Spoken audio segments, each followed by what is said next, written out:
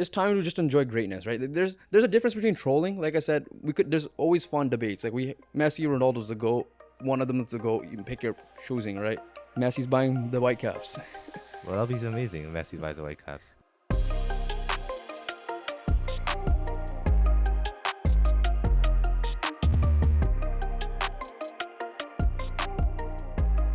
Welcome back to the VTR podcast. We're getting close to 100 subscribers, so please subscribe if you haven't.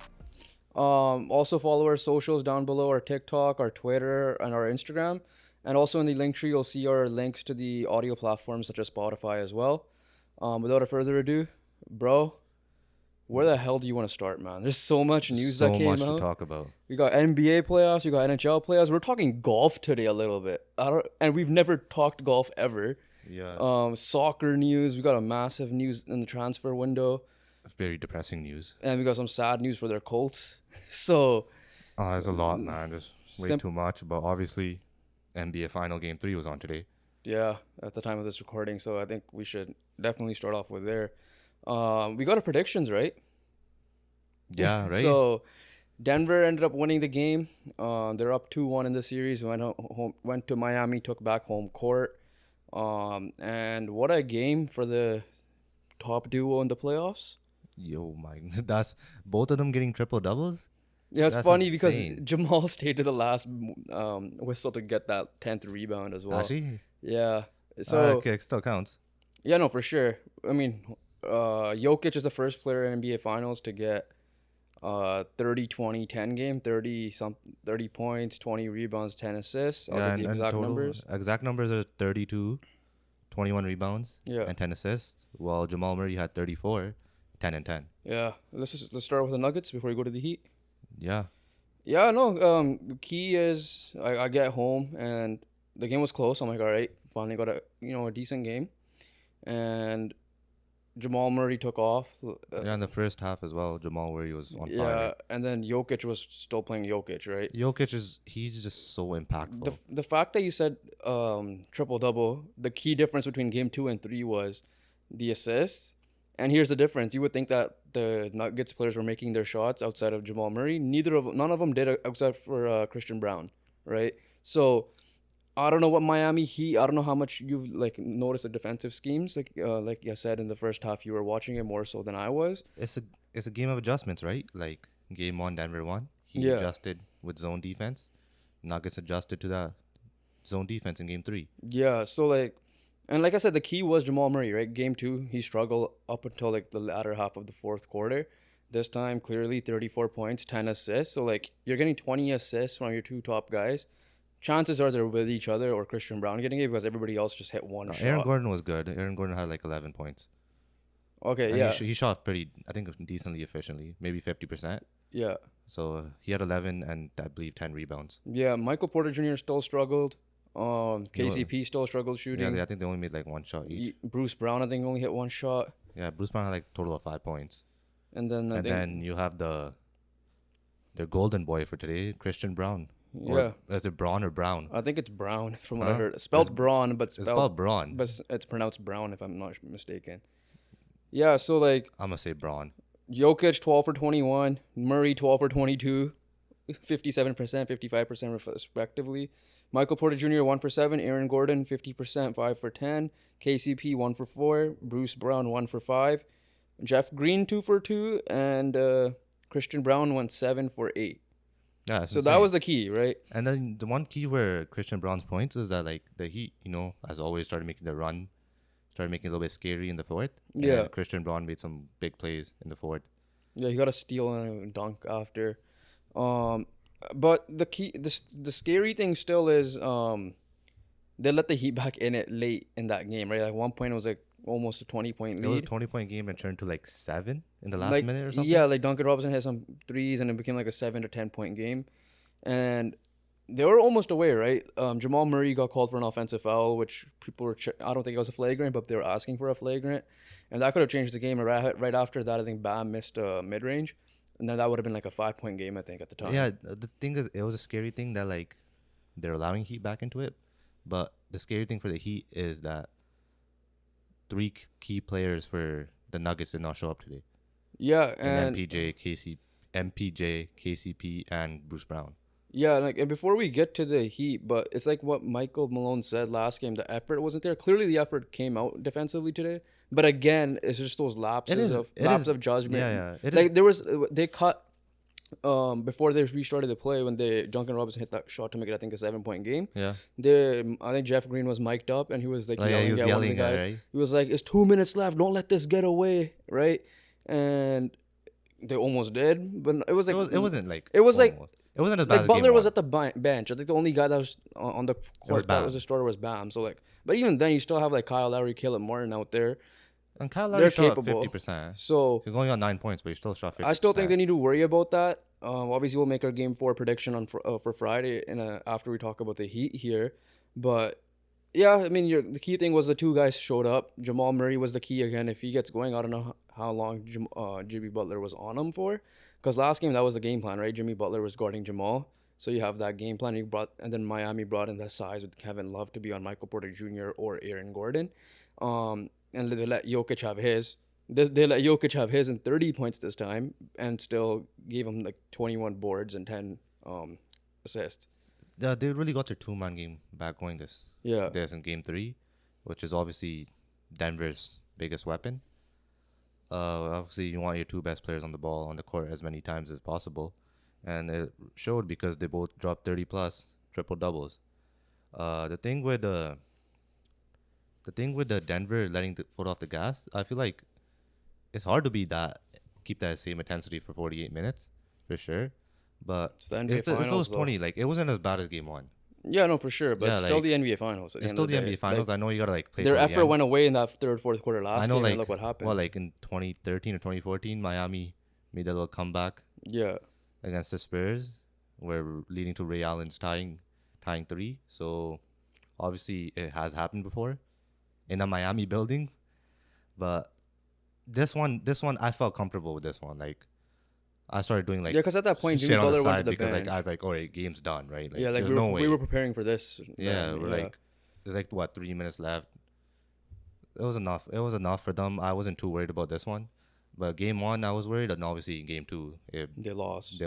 All right, let's move on to the Heat here. The guy who was probably considered the best player outside of Bam was Gabe Vincent. He struggled mightily today. Bam himself was aggressive. He had 17 boards. He was playing aggressive, you could tell. But he's 22 and 17. Yeah, but he shot 33%, right? 7 for 21. As a center, yeah, from your center. Obviously, I don't know how much you will look at. Like the plus minuses can be skewed, but like minus 20 as well. But obviously that would be the case if Jokic dropped 30 something on you, right? And like, how discouraging is it, like, guarding Jokic? Oh, right? 100%. Like, bro, I'm watching that series, and I thought Anthony Davis would do a good job, and clearly he did to a certain extent, but it's Jokic just shooting shots over his head like this, like fadeaways. The one in game 4. Visual, obviously, audio listeners probably didn't see what I just did, but he did the soccer throw-in. Yeah, like essentially. Like, that's something I do when we play outside at pickup ball. Like, just on the street here, but... Yeah, like, it's so discouraging because, like, you could see that, like, they're fully putting the effort, with him being so, like, versatile, like, he doesn't have to beat you with points. He could beat you with assists. Yeah, and then he's your point guard, so the ball is, like, he's already 7 feet, and the ball is, like you said, soccer throwing like this. And either he'll shoot a weird fadeaway, or he'll find that open guy, whether it be Aaron Gordon cutting, or finding Jamal Murray for a shot, or whoever else for a shot. Yeah, so then back onto the Heat. Jimmy had a little bounce back, but... I still don't consider that, though. In a game like this, where, like, guys like Gabe Vincent struggled, who else Everyone struggled. Everyone. Yeah, everybody literally struggled. Max Strus 1 for 7. He shot 37% from the field compared to like Max Strus 1 for 7. He was the key in the early start of game 2. Gabe Vincent, who was like arguably their best scorer in the first 2 games, 2 for 10. Kevin Love 2 for 5. Caleb Martin, little bounce back, but 4 for 9 is not what he did in the previous series. I mean, there's a standard he set, right? Yeah. And yeah, that's about it. So like as a team, they shot 37%. But even if Kyle Lowry did shot 4 for 8, 9 points isn't going to be enough if everybody else. But Kyle Lowry's not going to give you that, right? Like, there's more than Kyle Lowry. Like, Kyle Lowry did his part. And then Duncan Robinson was 3 for 6 as well. But again, Kyle Lowry did his part. But you would want a guy like that to step up still. Well, as that leader, as that guy who won the championship. I mean, he's shown him in this playoffs that he could early on not get point, early not 50 points wise. I mean, he's had the game against was it against what? Probably the a Knicks. couple games, maybe. But either Nothing, that, but I'm really. saying is like if he's like the thing, there's a difference when Kyle Lowry plays, right? There's a the pace increases when Kyle Lowry plays. Yeah, because he's your point guard. Yeah, so like the pace that they have, they always like they go on runs with them. But like what as I was saying before, that Heat shot 37% compared to Nuggets 51%. But here's my key: Heat win games with this low shooting percentages when their 3-point percentage is like above their actual field goal percentage. This time it was only 31%. You want to hear another funny thing? So they lost the game where like hear they another didn't funny shoot thing? 3-point percent. Yeah, what? Jokic, I think, hasn't really won games if he has scored more than 40. Yeah, right. They lost a 50-point against the Sun. Yeah. And then obviously a 40-point in game 2. But yeah, So, like that's key because like against the Celtics, the Heat weren't shooting good from the field, but their 3-point field goal percentage was just so good that it kept them in games. And obviously, the Nuggets won every single quarter except they tied the first quarter. Yeah, no, here's my thing. Back to Jimmy Butler for a second. Listen, game 2, like I was obviously a little hard. I still wanted to see Jimmy Butler, but it still worked out because he got his 10 assists and he got others going, right? But there's a game like this where you're the guy and he's shown it in the past, like against them in the Milwaukee series, that he needs to be. And I understand injuries there, but you're in the NBA Finals at this point, all right? Yeah, there's no excuse now. We need to see that performance, I think, at this point. Because especially last game it worked because Jamal Murray struggled early on. Yeah, Jamal Murray had no matter how he finished with, he struggled early on, which is why even the final stats, like you expect Murray to have like 25 plus. Yeah, so this happened, and you guys were up like what, 5? Only Denver was up 5 at half. And yeah, it was close. Yeah, so that was where they really pulled away in the third wanted quarter. to have like Jimmy Butler take over, right? And he's not been that aggressive from what I've noticed. Like he hasn't been the guy. Bam was that guy, and then he struggled offensively today. And he's not even a scorer. His role is to be more like defensive, get second chance opportunities, stuff like that. Jimmy Butler next game needs to come out aggressive and be that 54 point, that record, like. Or at least get 30 top plus, 5 right? point. Yeah, like he needs to be get 30 plus. And the reason why, like now I'm like struggling with, because early on we're like, yo, Jimmy Butler, right? Everybody on Twitter is going crazy, and we're like, oh yeah, he is that guy that propels his game in the playoffs, but we haven't seen that, man, ever since we started talking about that. Yeah, I would say like he hasn't been the same ever since game 2 against the Celtics. After that, I don't think he has really been the same. Obviously, game 3, 4, 5, and 6, he struggled against the Celtics. Game 7, he was decent. Like, he still had 20 plus. Yeah. But to beat this Denver offense, like I said before, you're going to have to outscore him. It's hard to stop him. It's very hard to stop him. Jokic is obviously unguardable, the form he's in right now. Yeah. Murray's hitting. Like, it's not like Murray's hitting, like, open shots. He's hitting difficult shots. Like, which is what he's known for, yeah. Step back threes. It's tough. Role players struggled, obviously, like we said. They just need a general bounce back. I believe they will get a bounce back, but we don't know. We won't know, like, would this be the end? Like, was this, like, if we see this Denver again. Yeah, no. If we see this Denver in game 4, everyone's going to favor Denver. If that's the case, they have to do what they did in game 2, right? Defensively, and then make shots afterwards. Like, they're home. You can't be doing this for sure. Like, again, this is your 4 years, your second opportunity back at it. You know, obviously, I'm not going to say an easier opponent because it's a similar level of opponent. It's actually a little bit harder because with the injuries. Yeah, and on top of that, it's like, it's just, you got to be like, my anticipation for the series was Jimmy Butler versus Jokic, who's going to be that leading scorer each night. Or even like, yeah, I know Jokic isn't like known as a scorer. We know he's capable of doing it, but we know Jimmy Butler has to be that, and we need to see this now. Otherwise, otherwise they're done. Like, I understand you got 28 points today in decent efficiency. It was like 45%, yeah. Yeah, but 28 points isn't not enough. He needs to be more aggressive, take the shots. Obviously, Michael Malone has done a decent game plan clearly, because it wasn't a close game. It felt like obviously it was closer than it was needed to be in the second half, but it was pretty much over. First half was close. I was at second half. It wasn't even that close. Like, that's what I'm saying. Like, they should not. They brought into 7. It was closer than it was needed to be. It should have been. They brought into 7, and they ended up being like what, a 13-point win. Yeah, but so that's my point. Like, it's not supposed to. But 7 within like 1.5 minutes. That's what I'm saying. It's closer than it should have been. is what I'm saying. but Like it wasn't it's like even, that game but that it you wasn't watch. even, but it wasn't even that It's close. like those garbage time minutes when you see like Yeah. teams up by 30 make it like a 15-point game out of nowhere. But yeah, it's kind of like that, like 20-7 with a minute 15 left, minute and a yeah. half max. But let's before we make our predictions, shout out Udonis Haslem. Oldest player to be in the NBA Finals. He played like the last 40 seconds, He took did, one right? shot. He came missed in. it. I missed it. Just another thing. Is there any update on Tyler Hero? He was out straight up for game 3. Now, remember we were having that argument last time? Now I will be like, if he's ready to play, or if he's able to play, even if he's 70%, I might as well just you play. gotta chuck him in there now. Now you just put him in there and see if he struggles, and you don't play him. But if he is anything, like my litmus test, even if he is like halfway close to what he is, that'll be a big. My litmus test was this game 3, and that's what it was. The thing is, like, they struggle scoring. Like, they go on so many offensive droughts, right? Because they have that live by the 3, die by the 3 mentality, and they're dogs, so they get the offensive board every time. Not every time, but like they will get the offensive board, no matter how small they are. But like now we're learning that the way they've been winning is not really sustainable. That's why they've been in like long series against the Celtics. Yeah, no, for sure. And the thing is that with this team, there's no superstar, right? I understand people are gonna say, "Oh, Jimmy Butler, he's questionable superstar," and he hasn't been playing like a superstar. Like Jokic. I mean, if he wins, he probably is one, but like, yeah. I still don't think he's a superstar level. Even if he wins, it reminds me of the Detroit Pistons from 2004. Like Chauncey Billups was not a superstar, but he was like the best player on that team probably. But what if Miami wins? But it depends on how he performs, though. I still want to put it like if he gives this performances, but manages to win. Yeah, I wouldn't consider a superstar.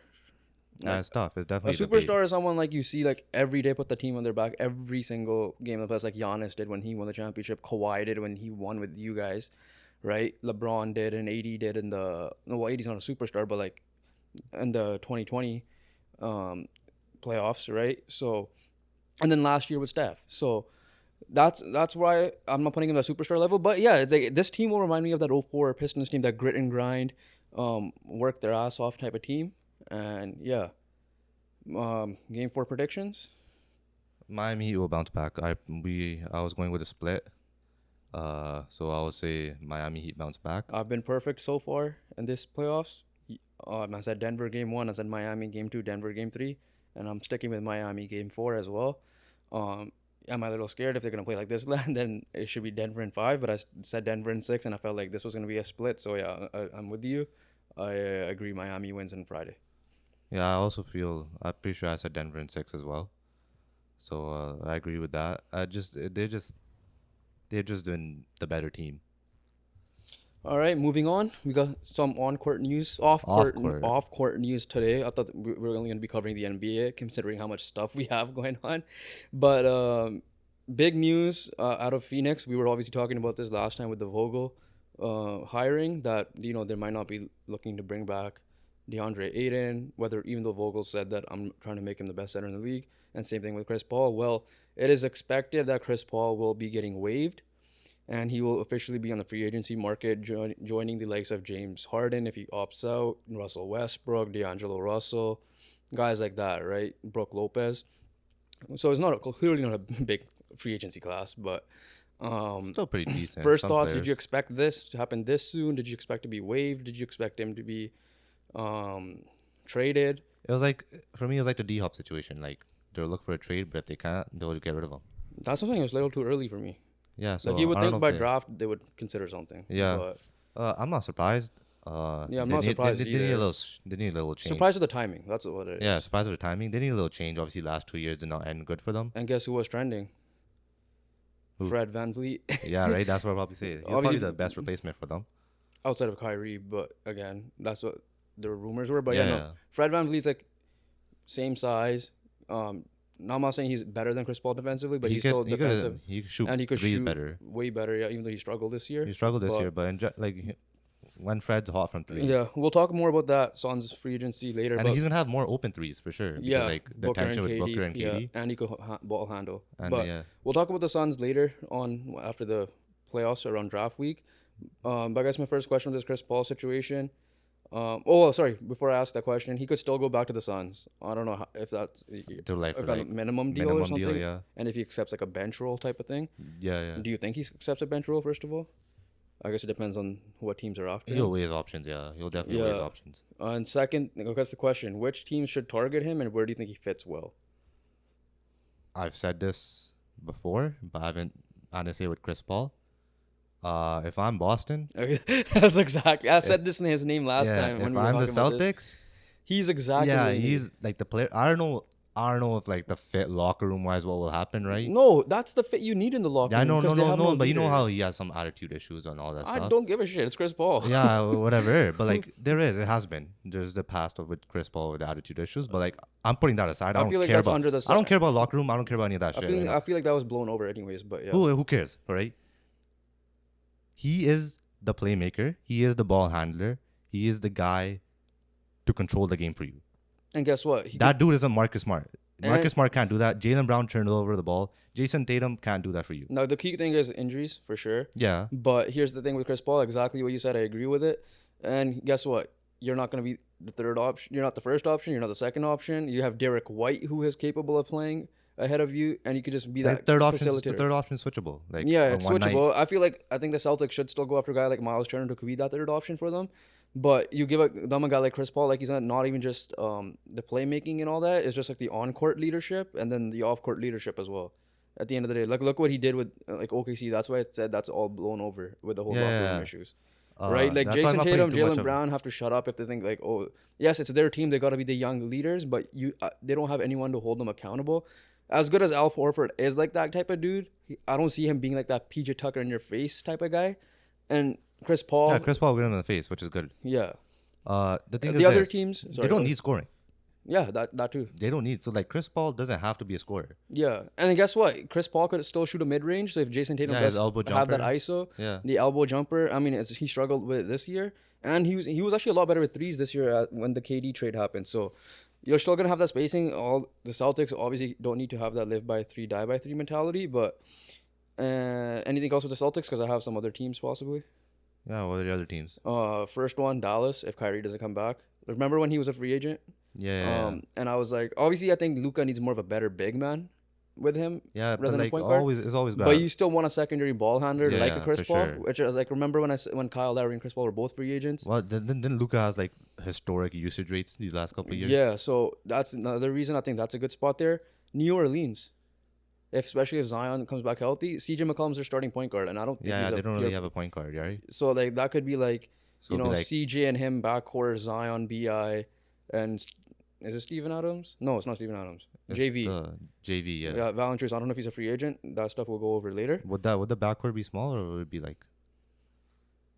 I mean, you got Brandon Ingram who's like 6'10". Yeah, you got big wings, right? Yeah, the question thing is like you have injury issues there with Zion. You got injury issues with Chris Paul and potentially Ingram, who's missed a lot of time last year. But I think that's a good spot for him as well.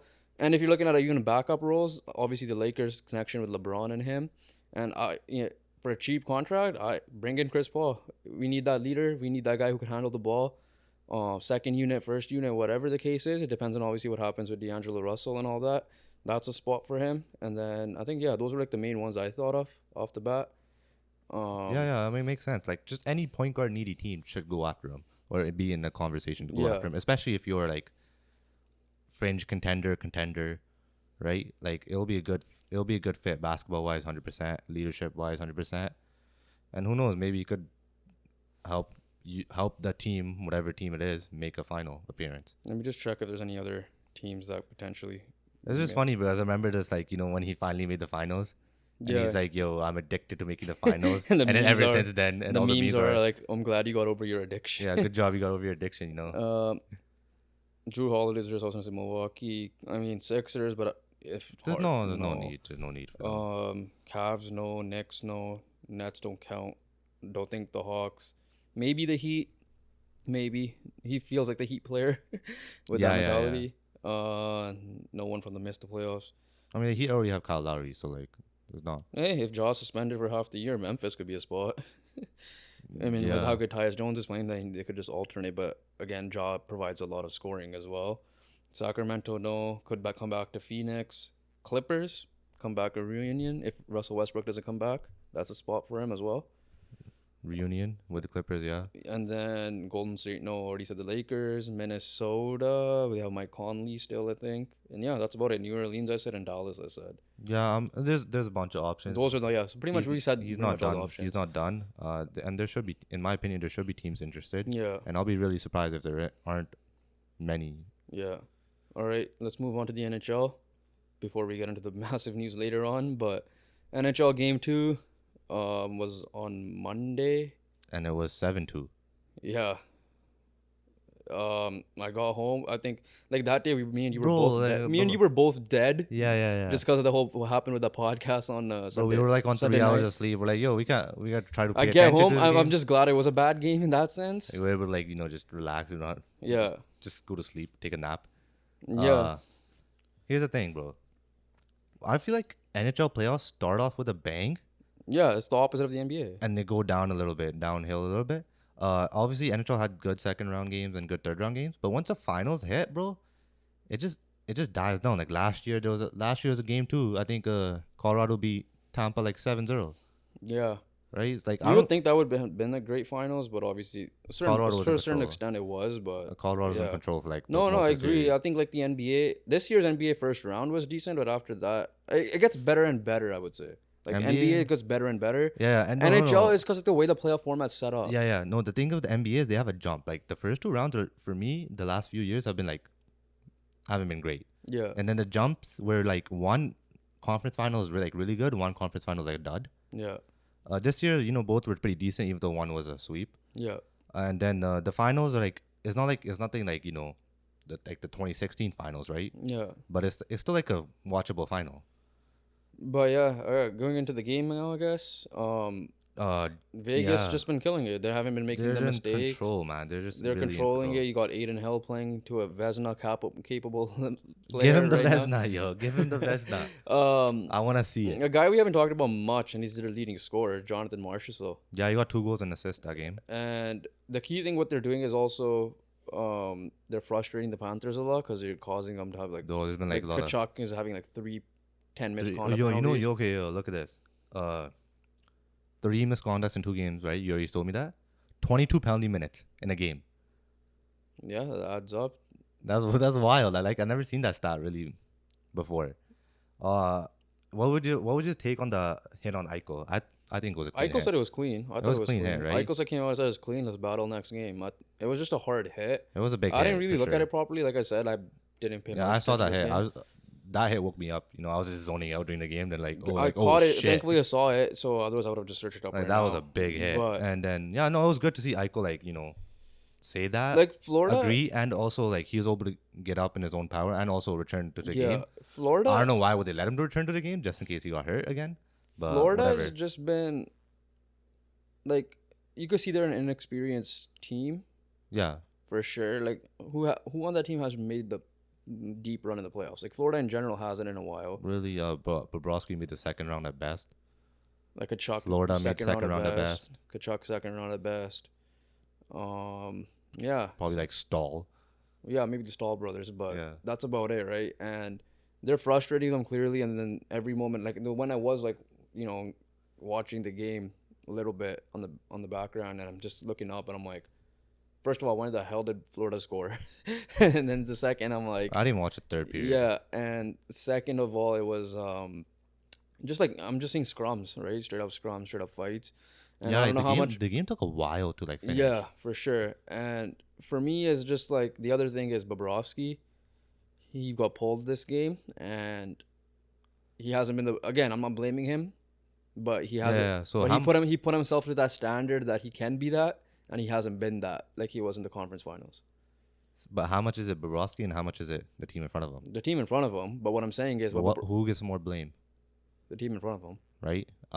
Yeah, obviously Bobrovsky has shown that he could play to that level, but hot streaks always end, right? But, yeah, exactly. My point is that he showed what savior mode in the conference finals, but he's not showing it now. Which don't get me wrong, he's made some big saves. And again, I blame the team in front of him because they're not providing offense for him consistently. Game 1, Florida was up.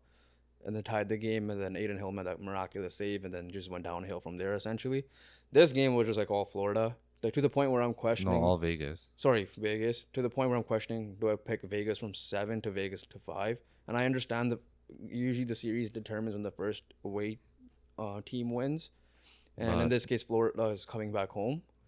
Do you think it's finished? Like, is Florida the way that? So remember how you asked me, or I asked you, and you responded with, I'm confident in Miami than Florida before the series and after the series, right? Yeah. Yeah, I'm switching over essentially. You have to switch. What, bro? Now I am. Now I am. You're a bozo if you don't switch over. Oh yeah, no, I. What the fuck's a bozo? I don't know, man.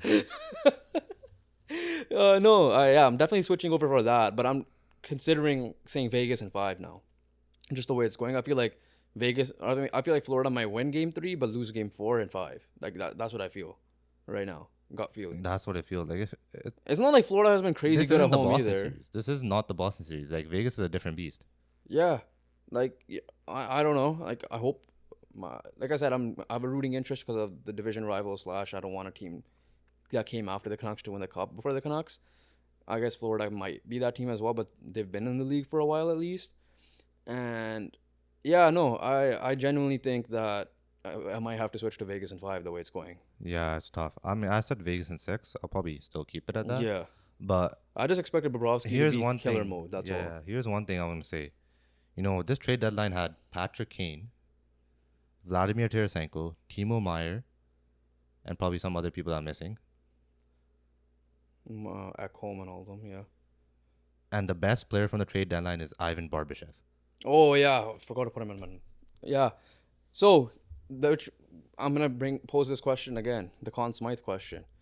So, it is a playoff thing, and I was listening to, like I said, Halford and Broff, and listening to, like, various different people.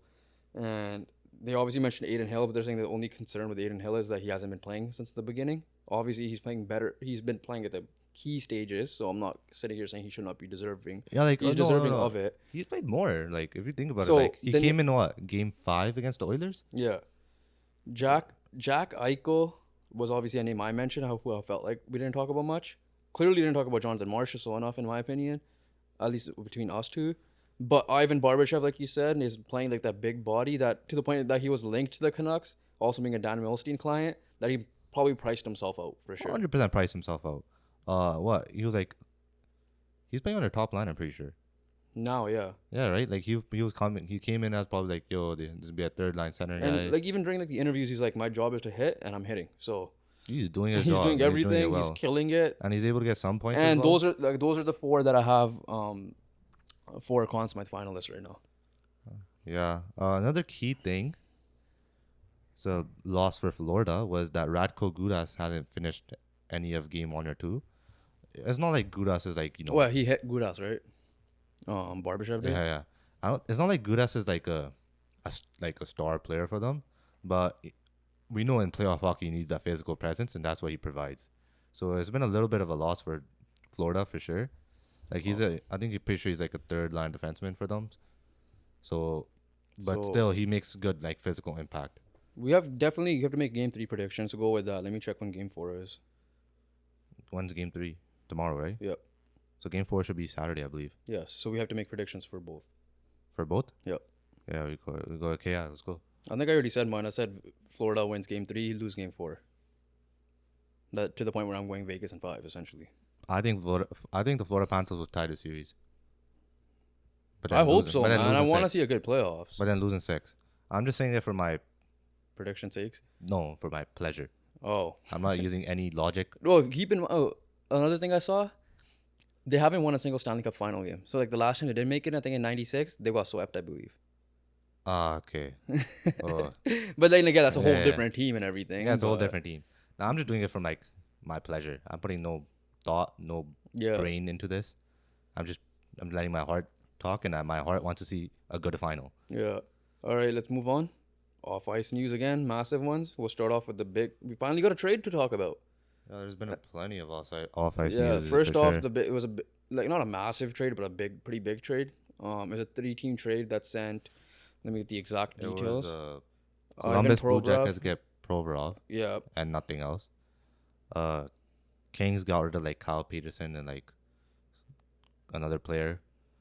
and probably like I think a couple of second AHL round. guys, yeah. Yeah, and then Philly got a bunch of people.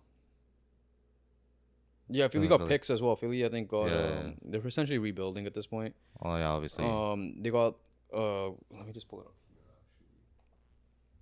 I mean, we'll just say King's sake first, just because that's what we know. Philadelphia traded Provorov and forward Hayden Hodgson to Los Angeles in exchange for goalie Cal Peterson, defenseman Sean Walker, defenseman Helgi Grans. I butchered that for sure. And the Kings 2024 second round pick. The Kings lost in the first round of the playoffs, like we know. Columbus acquired defenseman Kevin Connaughton from Philadelphia in exchange for a first round pick, the 22nd overall pick of this year's draft, which is big. And a conditional second round pick in either the 2024 or 25 draft. Columbus acquired Provorov from LA in exchange for Connaughton. So I don't know why Sportsnet labeled it so weird, but that's not really a 3-team deal. So here, okay, this is easy. That's not really a 3-team deal. It is because like the picture shows it way better. Okay. Yeah. So Columbus gets Ivan Provorov. Yeah, and nothing else. And LA gets Hayden Hodgson and Kevin Connaughton. Okay. Both are like supposed to be reported to the AHL. Yeah, they're AHL. And then Philly acquires Cal Peterson from LA, Sean Walker, Helgi Grans, Columbus's first round pick from LA, Columbus's 2024 or 2025 second round pick, conditional, and then LA's 2024 second round pick. Yeah. The key thing with this is, and I believe LA retains some of Provorov's salary. Yeah. The key thing was just creating the cap space. For the Kings. Cal Peterson was like $5 million. Yeah, and he was supposed to be that Jonathan Quick takeover spot, essentially. They got rid of Quick, who's making some money. Yeah. And then they got rid of Cal Peterson. Yeah. So they obviously cleared the guys space. They brought in are going to the AHL, and then which we'll get into with them extending Gavrikov. I think it's Vladimir Gavrikov. 2 years, 5.85. I'll double check that. I thought it was like Dennis. Oh yeah, I'm probably butch. I don't know who I was thinking of. Bro, we're mangled, bro. We don't even know the guy's first name. Just says Gavrikov here. No, I was right. Vladislav. Vladislav. So I was closer than you. You were way off. 2-year extension with an average annual value of 5.875. So yeah, pretty much got it. So that's key, right? Because they made the trade for Korpisalo and Gavrikov. It sucks because he was a Canucks target, but obviously he's expensive. Yeah. But the key thing is here, like Philly. I think it's like a win-win-win trade situation. Because Columbus was never supposed to rebuild. They just got hammered with injuries. Like Werenski was out. And then you add a defenseman in Provorov, who obviously he had some drama with like the whole Pride jersey stuff, which we won't get into. But like hockey-wise, he wasn't really at his best this year. He was definitely a trade target until that stuff went down at the deadline. And then for Philly's sake, they're rebuilding. So they could take on some salary if they need to. They added a 22nd round overall pick for this year's draft, which is big, and they already have a top 10 pick. And then obviously LA, like I said, cleared space to get Gavrikov. And also Korpisalo. And yeah, potentially bring back Korpisalo. Or whoever else is available, they could trade for like a Hellebuyck or someone. The thing is, like I feel like every team got what they wanted. Yeah. Right. Everybody freed up cap space. Columbus, with the third pick should get Leo Carlsson. I don't know how much he'll come in and play right away, or if he goes back to Sweden, or what the case is. And then obviously you're assuming for a healthy team with Goudreau and Kent Johnson and all these guys. But yeah, that's the trade. We'll see how it works out. The next thing that happened. So what he said, Gavrikov, Cole Caufield got extended. Got extended 8 years, 62.8, so just under $8 million, which is Cole Caufield when he first came in, it was during that Stanley Cup run, if I'm not mistaken. Yeah. And he killed it, and then he struggled last year. The year after that. So when they drafted Slafkovsky, which is why they were like the worst team, and he went back to the AHL and got called up again. So it's like a fair contract. He when they this was like the year right after the bubble, right? Yeah. So not the bubble, like the little lock. The year after the bubble. Yeah, when they struggled, or no, when they made the final. Oh, that year after the bubble. It wasn't really the bubble. The bubble was like Edmonton. That way, yeah. So the year after the bubble. The year after the bubble, they made the cup final. Yeah. So then the next season is when Caufield struggled, and obviously coaching firing happened. Yeah. And then obviously he went to the AHL. But I feel like when St. Louis got hired, as interim, now he's full time, right? Yes.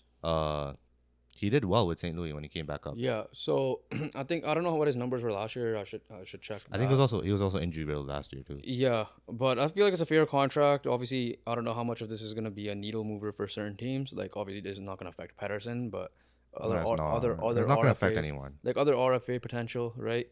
And it's smart to get him signed up early because he has the potential to be he could still pretty be better. good player. Yeah, he could still be better. You know how New Jersey locked up Jack Hughes early. Dallas with Robertson and Hintz. Yeah, Buffalo with Tage Thompson is on a cheap contract. Yeah. And the last one I was thinking of Brady Tkachuk as well in Ottawa, right?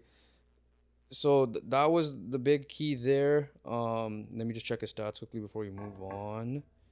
Montreal, I mean, they had a okay season for their standards. Like they were supposed to be like arguably making the first overall pick again. Yeah. But they're still making like bottom 6. Cole Caufield in 46 games had 36 points, 26 goals, 10. It was just injury riddle. He wasn't on the ice, and he was averaging 18 minutes on the ice, so just not bad. Good bet to take on, definitely, and we'll see what happens in the future. Next thing that happened was Pierre-Luc Dubois today pretty much announced that he wants to be traded. And it's pretty funny because he said that last year, and he's still like 2024 is when he's eligible to be traded. He's like, yeah, I'm not looking to resign. And he said this when he first got traded to like Winnipeg, which is weird. And he's looking to be moved to Montreal. So speaking of Montreal that way.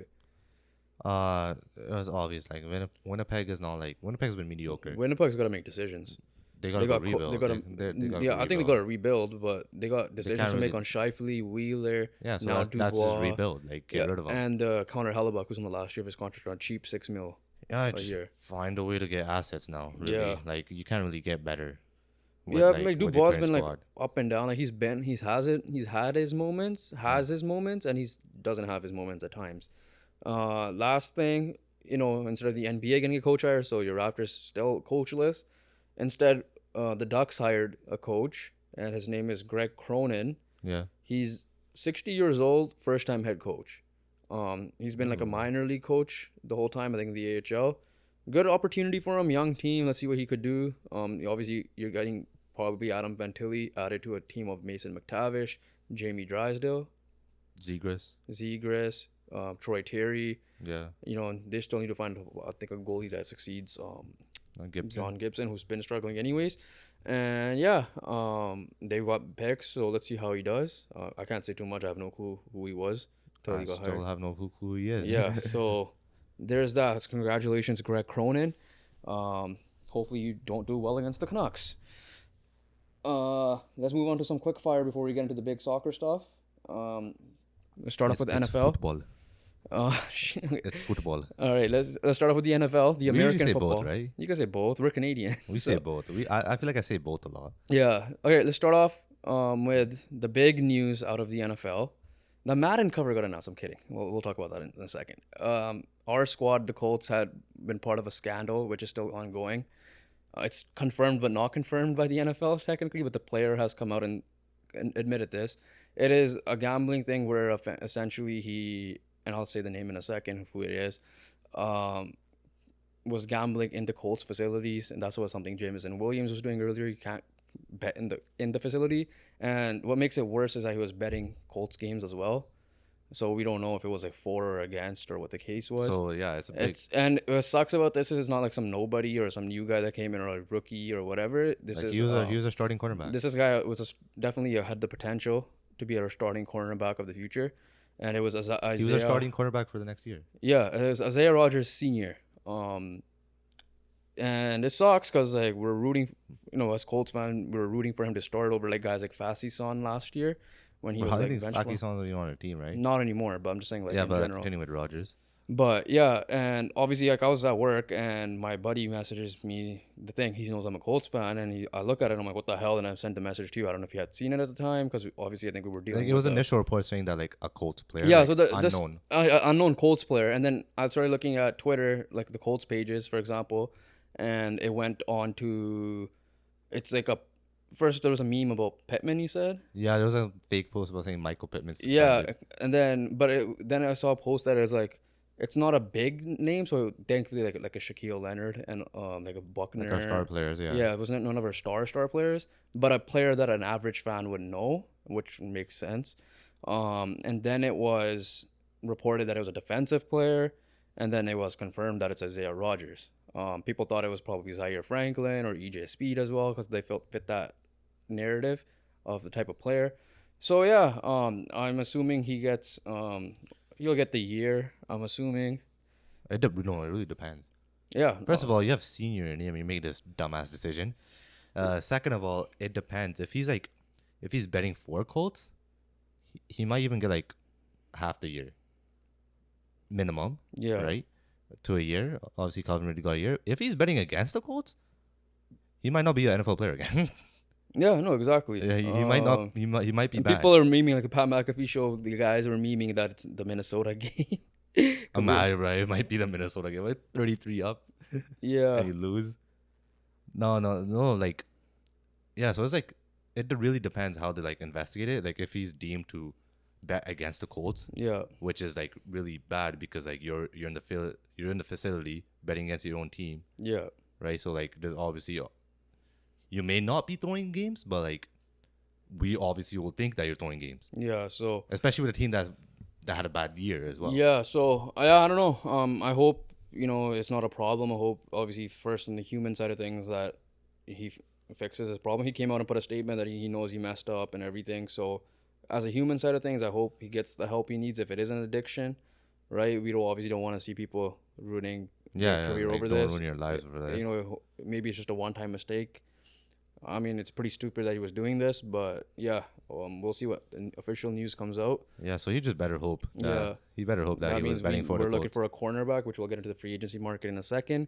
But moving on, speaking of free agency, Leonard Floyd, former Ram, is reuniting with this guy, Von Miller, and the Buffalo Bills. So that's a good ad for the Bills, because of just like you're adding more to that defense. You have Matt Milano brought him back. You brought back Jordan Poyer, and you have Micah Hyde back there. And then hopefully Von Miller could come back healthy. Yeah, and you have a good pass rush there. Yeah, Leonard Floyd could get you. Leonard Floyd could like rush the quarterback. I mean, he did well with Aaron Donald. I'm no. not saying Von Miller's exactly Aaron Donald, but Von Miller's a damn good football player. So yeah, no, Von Miller made impact. Like the Bills were like really. And then when he got hurt is when they kind of really unstoppable the first couple games, and then obviously they had their blips, but like when they really started like struggling when Vaughn got injured. Yeah. So and obviously they struggle against the Bengals, right? We were like, the Bengals O-line is like question marks, right? But the Bengals O-line didn't. I don't even know. Like they probably didn't allow many pressures for sure. So moving on, another name to keep an eye out for is Dalvin Cook. He's rumored to get bought out. They can't find a trade partner. I think Miami Dolphins were close to finding a trade, but he's linked to the Miami Dolphins. The Dallas Cowboys name has come out, but so that's something we have to keep an eye out on for. It looks like he's no longer gonna be a Minnesota Viking. But that being said, let's just look at some available free agents. Quickfire, just say that will they get a job this year or not, in your opinion, by the time the season starts? Carson Wentz. No. Matt Ryan. I think he's on a CBS job. He's already like DeAndre Hopkins. He's not retired, but he's going to broadcast. DeAndre Hopkins. 100%. Kenny Golladay. Maybe probably, when an injury happens, sure, but but not Byron Jones, cornerback, which is something we need. Yeah. Taylor Lewan. Taylor Lewan should get one. He's Frank Clark. He's injured, but he's also Frank Clark. Yeah, I'm surprised that he should. I think get a job. Ezekiel Elliott. He should, right? Zach Cunningham. He could too. A couple of names. JJ Watt's retired. Marcus Peters. Yeah. Robert Quinn. Yeah. Yannick Ngakoue. I mean, yeah, like all these guys are like what? Jadeveon Clowney is another one. During training camp time. There are some names that are definitely available here. Devin McCourty, I don't know if he's retired or not. I think he retired. Miles Jack is still available. Leonard Fournette is still available. Yeah, so there's names. Cameron Brate is still available. Yeah, Leonard Fournette being available is pretty big too. And then QBs like Rogers, Saffold, Julio Jones, your boy. Yeah, so like there are people still available that are is mainly like on the defensive side, I think. Justin Houston, I think, is a good pickup for leadership purposes as well. So Carlos Dunlop, Eric Fisher. So yeah, we'll see if any of these guys get moved. Last thing on the NFL side of things, speaking of the Bills earlier, Josh Allen is on the cover of Madden. Now, I don't know if that's a good thing or a bad thing because there's something called a Madden curse, which I don't know 100% details about. Mahomes broke it, right? Mahomes probably broke it. It's like the curse is like, I mean, he'll break it. Well, I think the curse is like they're not in the NFL the year after or something. Yeah, that or Or injuries. injuries. Yeah. That's what I saw. But congratulations, Josh Allen. Obviously, it's everyone's dream. Hopefully, you could be a guy that breaks the curse. I know you're rooting. Mahomes already did. Yeah. Oh well, for himself. For himself, I don't know who it was he'll last be fine. year. He should be fine. Um. But just like sometimes avoid the big hits. All right, let's move on to a next sport. Baseball. We're literally going to be covering every sport, I think. Baseball is just quick news. It's just something that we've not seen in a long time. Luis Arias of the Miami Marlins, is hitting 400. And those of you who are not baseball fans, that means he's hitting the ball 40% of the time, essentially. Yeah, yeah, that. and that's a ridiculous pace. Usually, the average is like early, lower 300s, lower to mid. No, like, if you're in the 300s, like the 30s, you're considered elite. You're considered good. Like if you're like say if you're in like the 250 to 270 range, you're like decent. Yeah. If you're 270 above, you're like you're good. And he's on 403. And then he's on 403. Yeah. That's just like that's wild. That's absolutely insane. I don't know how long his hit streak is at, but yeah. The thing is, like last year he led the league as well. Yeah. Like he had like 3. But this is insane. But 320 plus, I believe, something like that. Here's some stats. 1941 was the last time someone who finished with the 400 record or batting average, which is Ted Williams. And then ever since, like, there's only 10 guys that have had hit more than 350 in the 30s, like in that. Bro, I'm concerned for your vision. Sorry, 370s. I'm concerned for your vision. Yeah, I know. What's wrong with you, bro? No, I didn't type it properly. Since the 80s, and then two players. Not type it properly. It's clean. Like it's not like your all right, shut up. 2 players. We're not trying to get the battery to die here. All right, 2 players in the 390s in 50 years. So that's insane. If he finishes even like above 370, that's obviously historic. I mean, for the baseball fans, they know it's an absolute historic number. Yeah. So obviously we'll keep an eye out on that, how long that lasts for. It's still gonna be tough to keep in the 400 range. But moving on, big weekend, fight fans. We're back at it again. UFC in our home city, Vancouver. Well, Surrey for us, but that's this weekend. That's this weekend. I thought it was in July.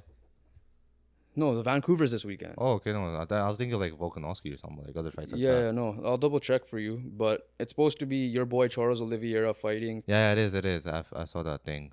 Yeah, so like essentially Charles Oliveira's fighting Beneil Dariush. I can't comment too much on him, but he's supposed to be next up for the title shot. Essentially, the winner of this fight will be the next up for the title shot. Maybe go through Gaethje after the BMF, but yeah, June 10th. So yeah, this weekend. I'm guessing you're riding with your boy Oliveira right here. Yeah, I can't comment who's gonna win because I don't know how he is. I don't know. We gotta see. And then the main event is Amanda Nunes, who was supposed to fight Juliana Pena, who's out injured, is fighting Aldana, who I heard is supposed to be decent. Again, I'm gonna just ride with Nunes because that's like the obvious pick here, because I haven't seen anyone other than Pena beat her, and Nunes beat Pena after anyways. Yeah, I agree for sure. Moving on, another fight, big fight this weekend. Boxing fans, Josh Taylor versus Teofimo Lopez. You probably have no clue who Josh Taylor is. Not really, but I know Teofimo Lopez. Josh Taylor is an undisputed champion, by the way. Actually? At light welterweight. Bro, there's too many titles in boxing. Yeah, but he's like at light welterweight. He is the undisputed guy. I think he's undefeated. He's somewhere from the UK. I think he's Irish. Wait, isn't that Haney though? Like, well, I'm so confused. He's a lightweight. He's lightweight. So Lopez is going up in weight. Oh, so this is so what's? This is for light welterweight. What was that Haney Lomachenko weight? Lightweight. That was lightweight, and what is this? Like light welterweight. Like how many? What the hell? Welcome to boxing, brother. There's so many, bro. Like it's hard to keep track. Yeah. So essentially, he's the favorite. He's obviously in his weight class. Teofimo Lopez is moving up. We've seen Teofimo Lopez fight. He didn't do too well against Kambosos, but he almost died in that fight apparently. Yeah, the last time he fought like for the belts like this was against Vasily Lomachenko, and he obviously it was a close fight. I'm not saying he clearly won, but what a fight it was. Yeah. And I don't know any of these guys who Taylor fought, but clearly if he's undisputed, there's a reason why he has the belts. So I'm hoping for a good fight. Josh Taylor is a 19-0 fighter, 13 knockouts. He is Scottish, not Irish, Scottish. Yeah. So yeah, I'm looking forward to that fight as well. Yeah, first time seeing him fight. Yeah. You usually like find new fighters and you actually get into it as well. Yeah. Moving on, we're talking golf. Why? But I don't know. We're not really gonna talk golf specifically, but like, you watched SportsCenter yesterday a little bit, like the breaking news that came out in the morning. The PGA. The PGA Tour has merged with the Live Golf Tour and DP League out of I think the UK. Again, this segment should be called Two Idiots Talking Golf That Don't Know Golf. Pretty much Obviously we don't know golf. Pretty much what this is that like Live Golf is a Saudi run club. Yeah. And I think there's some big golf. There are big golf names that went over for the money. What's the guy named? Dustin Johnson? Brooks Koepka. Yeah, Dustin Johnson. Yeah. So guys like that, I think Mickelson as well. Mickelson's there as well. So, hey, we know some golf, but I was just like, essentially, essentially, let's just get back on track here. Jay Monahan, who's the PGA guy, became like the biggest hypocrite like last year at this time. Oh yeah, right, yeah. He literally said like started talking about like 9/11, how it impacted you brought 9/11 to it, man, and everything. Yeah. And then all of a sudden, the morning we hear the news that like, and they're beefing, like they were legit beefing, like Live Golf and PGA Tour, to the point where like Rory McIlroy was speaking against it, Tiger Woods spoke against it, and to the point where like they all of a sudden just united, right? And then like obviously the golfers feel like shit because like, yo, we were defending you. They should feel like shit because they didn't know about this until it was announced on Twitter. And then also like they stuck their neck out for you and you're like, screw you guys. Yeah, so speaking of that, I think there's a stat that Pat McAfee actually tweeted out. Let me just pull it up. It was Live Golf, and then what was the other one? There's a third one, right? DP Golf. I don't know what that is though. But Saudi's taking so over. Rory turned down 500 million from Live Golf to stay. Tiger turned down 800 million. Now, I don't know if they're going to get this money or close to this money with the merger.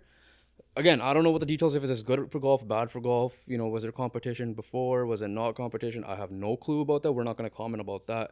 But we're going to definitely transition this talk. Or before we get into that, hypocrite move. Obviously, you brought all that in. And yeah, I don't know what's going to happen with the golf. We don't watch golf, so we don't care. I know we have our Thaya who loves golf and plays golf. I don't know how much he watches. But... And all I know is there's a Canadian girl who's killing it in Brooke Henderson, and that's it. But bro, I can't even hit a golf ball. Yeah, the reason. Okay, so let's move on. The reason why we're bringing this up is slightly one. It is breaking news and it's being talked about everywhere. It happened and we are trying to be the sports show, so it happened yesterday. Yeah, and we also want to transition this to the Saudi sports in general, right? There's a report that came out today that they're looking to get an NFL team, maybe. I don't know which one. They're looking at, and the key one is soccer right now, right? Of course, there's a lot of Saudi owners. So, obviously, we know Ronaldo after Man United, he joined Saudi Al Nassr, I think.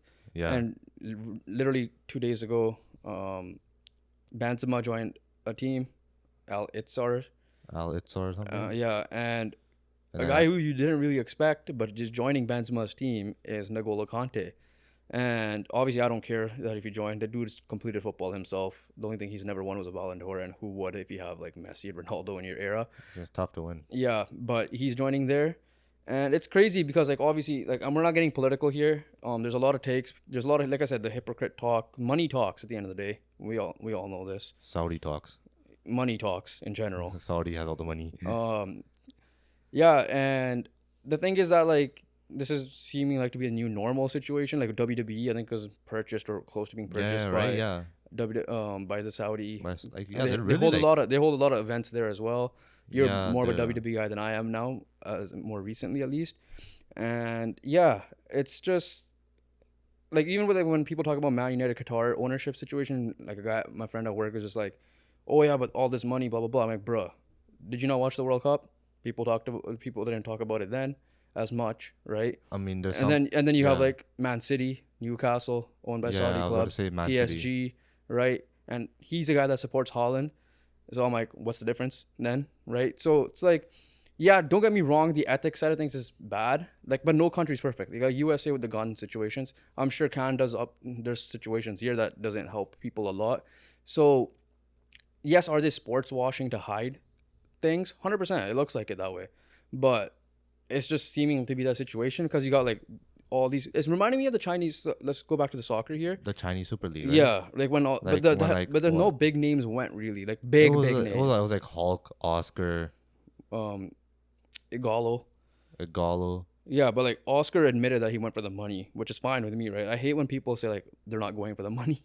Like, what are you going for? The thing with Benzema and like Conte, right? Yeah, They already had the period in time where like they worked their ass off for the sport, exactly. right? Now they're like, okay, career's about to end. I'm trying to like set up my future because there's only a limited amount of time where I'm gonna make this much of money, right? It's not like Insigne going to TFC in the middle of his prime, essentially. Yeah. Yeah.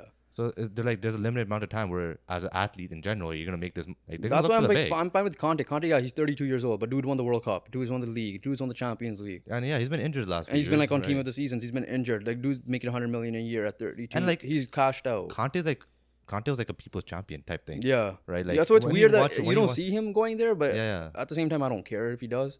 Like, I don't care if any of these guys, if they want to get their bread, go get their bread. Like, I don't care. Yeah. Just be honest about it, because like at the end of the day, you can't say, well, this Saudi's good, blah, blah, blah. Like we know it's a bad place ethically, and we just don't play dumb to it. That's all I'm saying. I'm not gonna sit here and defend like what happened to the Qatar. Like, do I agree what happened with Qatar's bid and all that? Not really. But at the end of the day, I was never gonna boycott the World Cup. Right? The people that talk and that are boycotting are usually the people that don't watch the sport.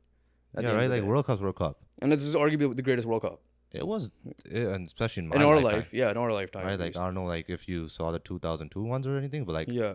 The only ones I really witnessed were like, I went from 06 onwards. The only ones I witnessed were like 2010 onwards. Yeah. And like 2010 was like barely. It was more of the finals. Here are some names though that are linked to the Saudi move.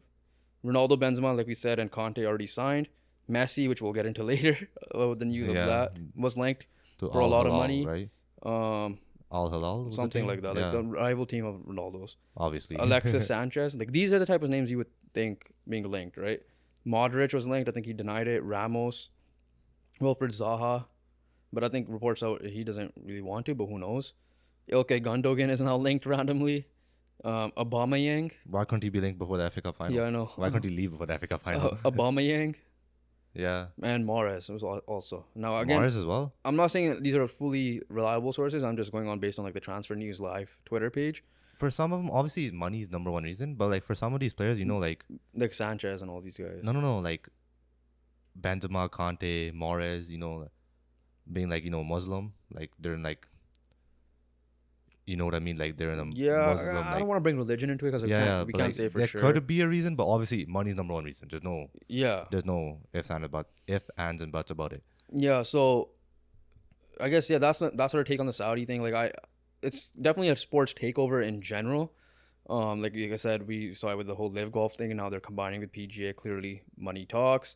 The transfers in soccer, now a report with the NFL. So yeah, they are trying to hide things with the sports for sure, but then it's kind of working because like we're still gonna watch the sport. Like, what are we gonna do? Like, if you're still a fan of a sport, like, am I really? Did I watch Ronaldo play in the Saudi League? No. Am I probably gonna watch these guys? Probably not, unless something major on TV is not really on TV in exactly, general, right? And the timing's off. So yeah, let's move on from one corruption thing to another.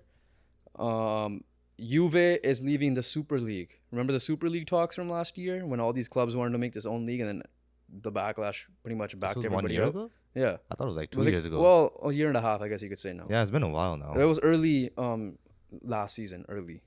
Yeah, like October, November. But essentially the three teams that were remaining were still Barcelona and Real Madrid, Juventus. Yeah, now Real Madrid had like the leader in Perez. Yeah, but now Juventus have backed out, leaving Barcelona and Real Madrid. Don't think will happen, I guess. I don't know, unless money talks. Barca's in there for the money. Obviously, Barca's like broke club right now. Which we'll get into with the whole Messi stuff. But there's that thing. Let's move on to the transfers one transfer that officially got announced. I think Jude Bellingham officially is now announced. I know we talked about it last podcast, to Real Madrid. Alexis McAllister to Liverpool is pretty much a done deal. Medicals and all that are done. Pretty cheap. I thought it was going to be way more. It was like £35 million, which is insane for a guy like that. Now, it's World Liverpool. As much as I don't like Liverpool, they're smart with their... That's a good signing. Like the really Cody Gakpo and stuff. Obviously, Chelsea's trying to make us pay like 70 mil for Mason Mount. It is Man United. They're dumb enough to do it, which have done it with Harry Maguire. And also being a big club, they're going to ask for big money. But we'll get into that stuff more so later. speaking of moving on to the PSG side of things here, PSG have fired their coach after winning the league, which is weird to say, but it's PSG. They don't care about the league. They care about Champions League. Christophe Galtier is his name. They care about Champions League. Yeah, which they haven't gone far other than the one final. Christophe Galtier is now fired, or is supposed to get fired soon, or sacked, as they would say in Europe. Guys that are linked: Julian Nagelsmann, from former Bayern coach, Luis Enrique, and Jose Mourinho. We don't know what's happening with their squad. Obviously, Messi, Ramos, possibly Neymar leaving. And moving on to now PSG's former star, Lionel Messi. Major news have come out because he was linked to going back to Barcelona. He was linked to go to Inter Miami, which he kind of had a verbal agreement with Beckham last year. And he was also linked for like a $1 billion move, or dollar, I believe, move to Qatar. Not Qatar, Saudi, as earlier mentioned. And he's made his decision. This is the first time ever I've been in a group chat, in our family group chat, talking a lot about this. And he's coming to America. It's Inter Miami. The team that's last place, who fired Phil Neville recently, whose son is on the team as well. Have you ever thought about, like, now this is the closest we'll ever be to Messi? I mean, I think we've seen him closest because when he was here for the Copa America, he played in Seattle. No, but like the potential of playing in Vancouver. Yeah, but BC places got to change their ways. They got to change their ways. No, like, here's the thing. We know Messi and Ronaldo ran our generation of football. Yeah. We know that's a big reason why we're into football, right? So there's obviously three moments. Well, Messi's playing soccer now. Screw the Americans, it's football. There's three moments, right, where fans feared. Number one, which obviously happened now, where both of them not being in Europe anymore. Yeah, this is the first time they're not in either of them are not in the Champions League. Yeah. Number two, international retirement. They're still not retired yet, but number three, close. Which is the most dreaded one, when they officially step away from the game. Yeah. So obviously, time flies. Obviously, when we're like the 2010s, we're like, yo, these guys are running it. Their teams are running it, right? Yeah. And then, like, as a fan now, we're like looking at it, we're like, okay, they're not even in Europe anymore. Obviously, it's hard for us to watch Ronaldo play. Messi will be a little bit easier because, like, you know, the timelines for us will be similar, and obviously MLS. But then there'll be a point in time where, like, they're not in the World Cup anymore. We're not going to see them in their Euros or Copa America anymore. And then the moment, like, they step away from football, we're going to be like, damn, holy shit. They're actually gone. Well, the Copa and Euros might still happen. That might be their last each. Yeah. But then for Ronaldo's case, he might try to go to the World Cup again. But no, before we talk about the contract, what happened with all that. Yeah, like you said, listen, ever since the whole LeBron 3-1 comeback, when he came back from Miami and then joined Cleveland stuff, it's time to just enjoy greatness, right? There's a difference between trolling. Like I said, there's always fun debates. Like Messi, Ronaldo's the GOAT. One of them is the GOAT. You can pick your choosing, right? We are obviously on Team Messi side of things. I mean, clearly we have a poster here that you brought, and that's a very old poster. But yeah, no, it's just at this point, like, I just started watching sports. That's why I don't like the GOAT convo, especially when we're not in that timeline of the GOAT period, like the Jordan, LeBron stuff. Just enjoy greatness, man. Like you said, the time is here.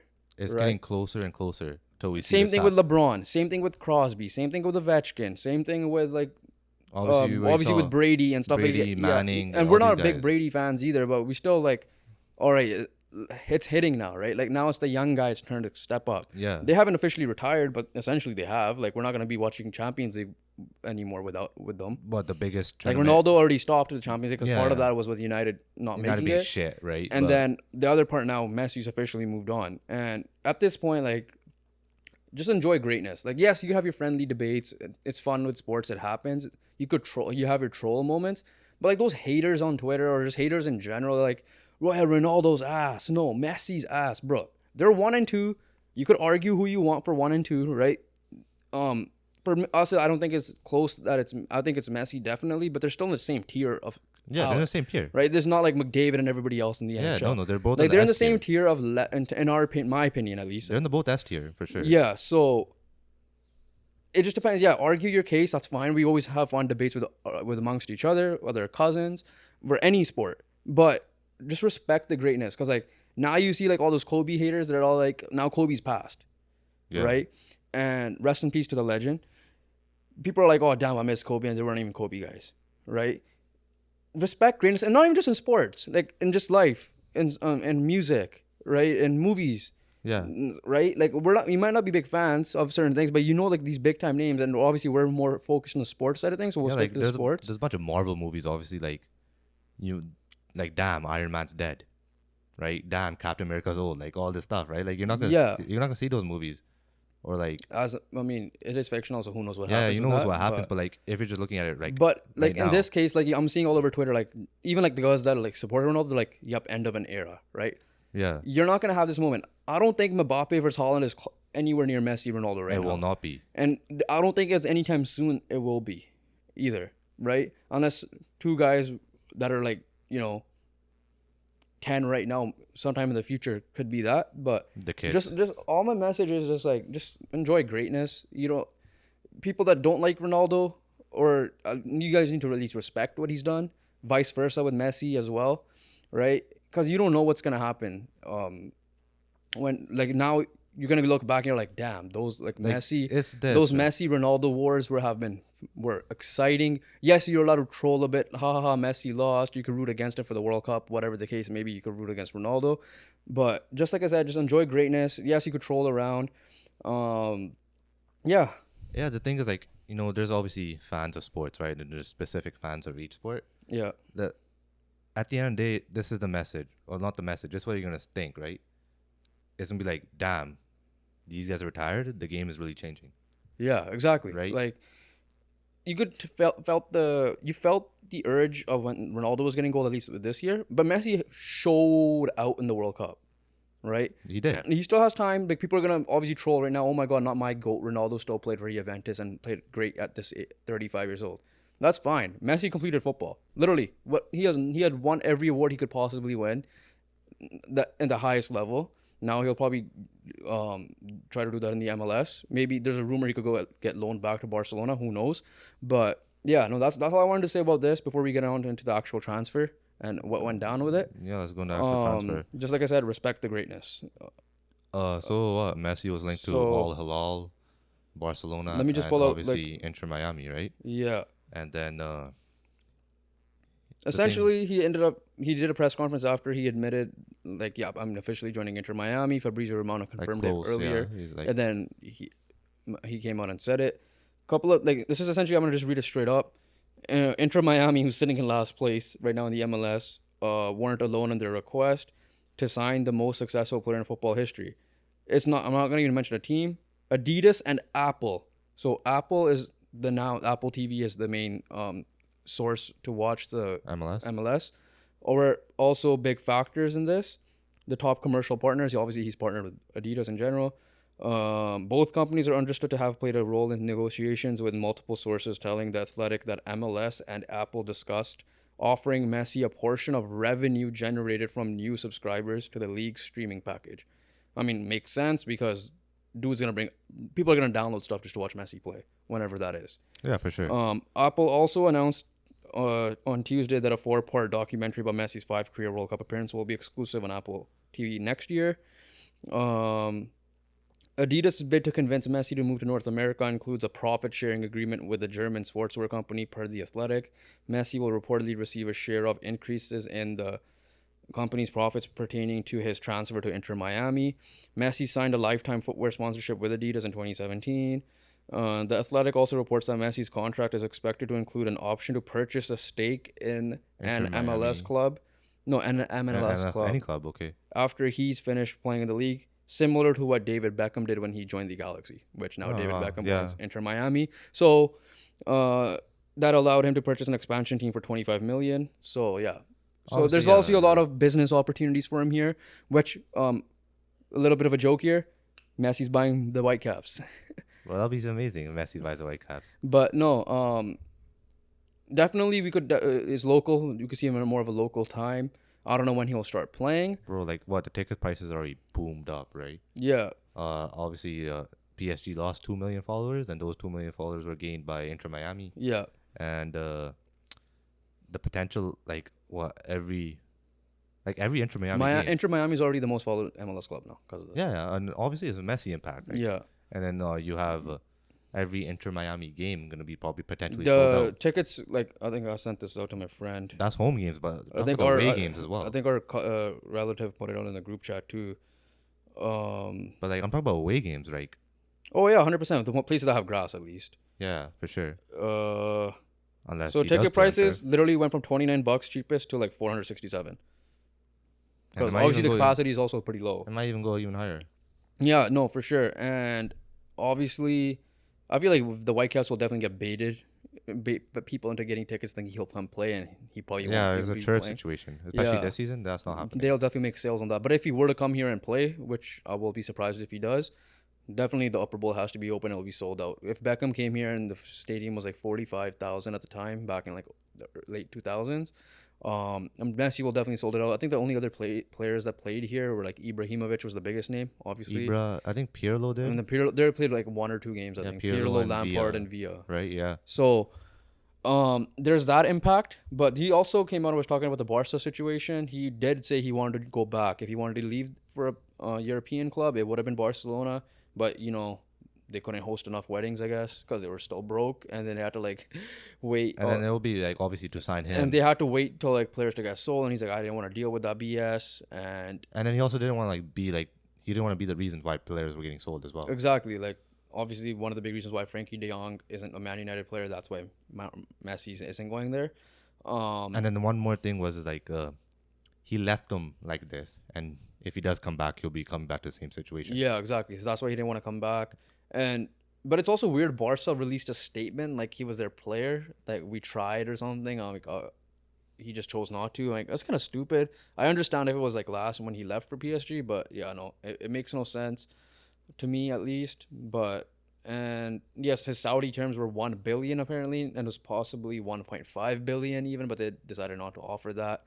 I also feel like he had a commitment to Beckham last year, so I feel like he's following up on that. And rumors are he also said that, and the family life is better in Miami than Saudi. Yeah, he's like this might be best for his family as well. Yeah, and that's what he's gonna focus on, which he obviously should because he absolutely completed the football. Now that he's in the MLS, obviously it's just funny because he's joining a last place team, and Phil Neville's probably like, I would have had Messi. I probably would have done decent as well, but other players will definitely be linked clearly to the MLS in general, and Miami.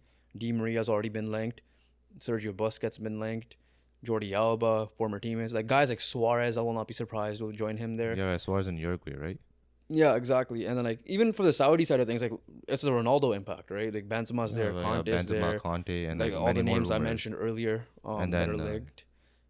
And then guys like those are the type of guys who will generate the revenue for them. And obviously being from Surrey, so close to Vancouver, that they got to step up in this because like Toronto FC's had stars like Insigne. Yeah, like they have what? Drogba joined Montreal. So like Toronto FC's been doing it. Yeah, like, the Whitecaps sold Alphonso Davies. I understand they needed to sell him, but for 20 million or whatever it was. Yeah, he's definitely worth way more because Real Madrid's linked to him for like 100 million or something like that. Yeah, like what Toronto got Giovinco out the door. They had the fool at one point. They won the MLS Cup. Yeah. Obviously Montreal, they had like Drogba was the biggest one, but they also had like some mini names as well, like Victor Wanyama and like other people like that. Obviously Thierry Henry was in New York. Yeah. Red Bulls, right? Yeah. And then obviously Zlatan in LA Galaxy. Chicharito is in Galaxy right now. Carlos Vela was LAFC. Gareth Bale was in LAFC. Yeah. Chiellini's there right now. Yeah, no, so obviously it's big news for the MLS. Hopefully they market it better because obviously no one was clearly buying. There was a big buy for them. I don't blame them. You got the GOAT in football, in my opinion, in your opinion as well. So it was obviously bigger than Ibrahimovic coming, bigger than Thierry Henry coming at the time. And you're probably going to get more older guys in their 30s now that have completed football or just like, you know what, it's time for me to chill and go to a team like LA's or the Miami's or whatever the case may be. Let's move on. Speaking of the... Sorry, what? I was going to say, like, we had a final today, but obviously it was very overshadowed. So, yeah, speaking of the Whitecaps, we actually had to give them a quick shout out. They won 2-1. They're repeat champions of the Canadian Championship, beating Montreal. Shout out Jeevan Badwal, our cousin. Team Whitecaps. Obviously, he's in the Whitecaps Academy team, but obviously, jokes aside, just joking that he'll be part of that team hopefully one day. And there was another final. Yeah, so moving on to the next final, which I was probably talking about because I totally forgot about the Whitecaps one. Yeah, I thought the Whitecaps one was a semifinal, to be honest with you. But the Conference League final, UEFA Conference League final was between West Ham and Fiorentina. It was a decent game. I actually watched it at work or listened to it at work a little bit. We had a 90th minute winner. 90th minute winner by Jared Bowen. The West Ham ended up winning 2-1. The West Ham got a penalty. I think Jared Bowen converted that. And No. Ben Rama converted that. And then 5 minutes later, Fiorentina tied it. And 90th minute winner by Jared Bowen. Just a classic second half. Which means that's the 8th team to join, English team to join Europe next year. They will be in the Europa League with Liverpool and Brighton. You got the top 4 in Champions League. You got Aston Villa in Conference League. And then you got the 3 teams that you just mentioned. So congrats West Ham for a bad Premier League season. I wish they kind of got relegated now just to see how funny this would be. But imagine. Right? Yeah. Imagine one other thing is that they have more success than Pep Guardiola's tenure in Bayern and Man City. Obviously, that could change. Yeah.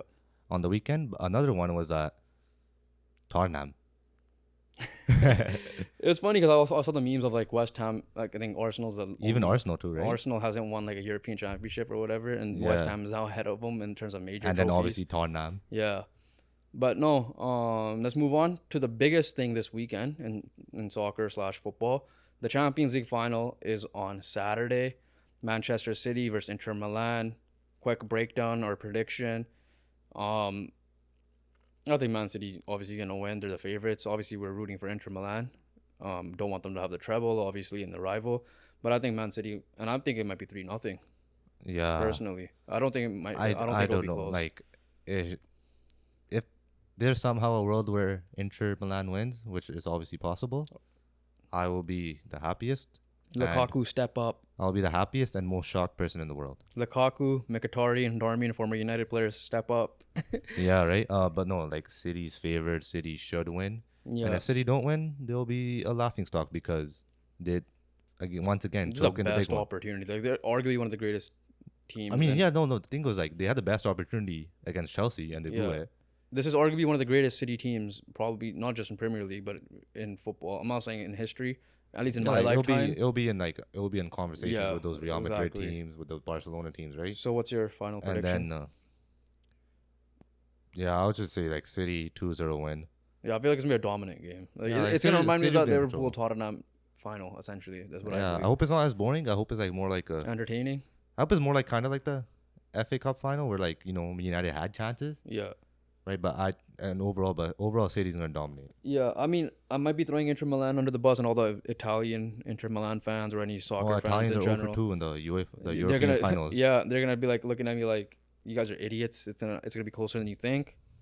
Prove me wrong. I hope you're right. In that case, you're right. But yeah, big sports day today. Next time we'll cover tennis. Kidding about that, but F1, whatever. F1. But bowling. Well, we'll continue. What about speed skating? Yeah, pretty much it here. Let's wrap it up. Yeah, let's wrap it up. That's pretty much it. I'm sweating, bro. It's so hot here. Yeah, so let's get this thing done and over it. That's pretty much it. We had a big day, big episode.